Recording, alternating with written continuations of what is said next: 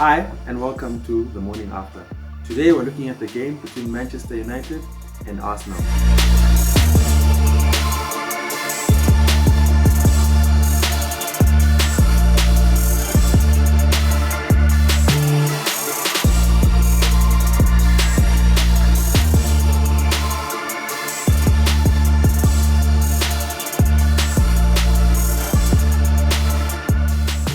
So Arsenal 0, Manchester United 0. For me, was just an ordinary game. Like there was no standout performer, there was no standout player, like someone who took the game and said, "We want to win this. I want to win this. My team must win this." And let me pull the team across. There was no real, like nobody really took the game by the scruff of the neck and said, "Hey, we're going this way." So for me, that was it was just a game. It seemed again for me like it was another game where both teams were just too afraid to lose, to give it their all. On the Arsenal side, they showed a lot of attacking intent, especially in the first half. They kind of bossed the game for most of the first half. They also had the two forced substitutions because of injuries. But it was good to see Odegaard make his debut, although it was the last few minutes of the game. But at least I really want to see what he's about and what he is, because remember when Real Madrid signed him, he was really young. He was the youngest player ever to play for his home country, and he was like the next Messi, so to speak, the European Messi. He's done a few loan spells with Real Sociedad, and that was successful. And now he's gone back to Real Madrid, and they're trying to see what he can do. So now he's gone out on loan, so I don't know what's really going to happen with him. But I hope we can see the talent that he is and see what he has to offer. I mean, Arsenal had a few chances. I mean, they hit the bar, I think twice, if I'm not mistaken. It was really close. And as always, I hate to go on about this, but I always feel like whenever Lindelof is in the defense, there's always cracks in the Man United defense. Although they didn't concede a goal, good for him.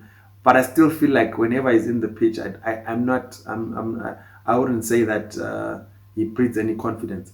On the other hand, in the Arsenal side, I actually felt like because there was David Luiz, I felt like probably Manchester United could have done more in terms of attack, because he is a weak link. But maybe he's proving me wrong and proving other people wrong. But on the Man U side, they had the forced change, which was McTominay, who got, I don't know what was wrong with him. I don't know if he was sick or injured, because there was a time where they gave him pills during the middle of the game, and then he soldiered on, and then at the end he couldn't do it anymore, and then they brought on Martial. But Martial, I don't know what's going on with him this season. I did not see much of a change that he brought into the game. I actually felt like it should have been a good game for Ole Gunnar Solskjaer to put in Donny van der Beek and give him a chance in the McTominay role, and let Pogba play where he was playing before, because at that time Man United seemed like on the attack, they were really pushing it. But at the same time, like Arsenal were very quick to put bodies behind the ball. It was very congested in their 18-yard box, and Man United failed to penetrate.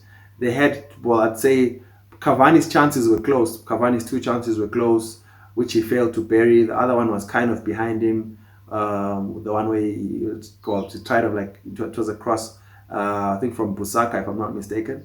And as well, the other one, which was also coming from, I think it was a cross from Shaw, if I'm not mistaken, that was close.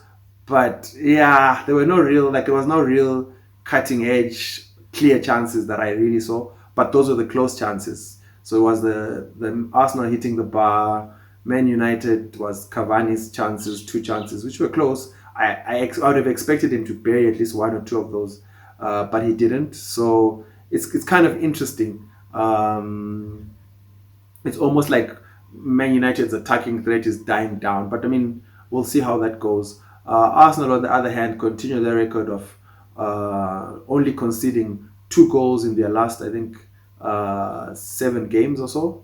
They've only conceded 2 goals, which is amazing at the Emirates. That's their home record. Whereas Man United also continue the unbeaten run away. So they've gone, I think it's 17 games or is it 18 now, unbeaten away from home.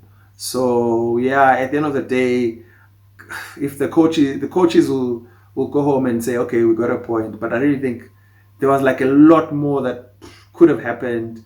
But like Bruno Fernandes yesterday, you'd have expected him to be the game changer for Man United and bring something. I didn't see anything. Yesterday was like a really off game for him. Like he was nowhere to be seen. I guess maybe that's why when the game was over, he just walked straight to the tunnel. Didn't really talk to people. Didn't shake hands that much. He just really just wanted to go, and I think he was disappointed in himself because he didn't really have any cutting edge, and he didn't really do the whole game changing that he normally does. The other thing was with Arsenal, obviously they had so many injuries and so many players were not there. Saka was not there, Aubameyang was not there, and strangely Gabriel was on the bench, which I found weird. But anyway, yeah. So, but the game was it was a draw. It was not exactly a dull draw, but it was just, yeah, we wanted more. But anyway, I guess that's how the game of football goes, and a point is a point at the end of the day. Yeah. Thanks for watching. Please subscribe to our channel. Please spread the word and follow us on our social media pages.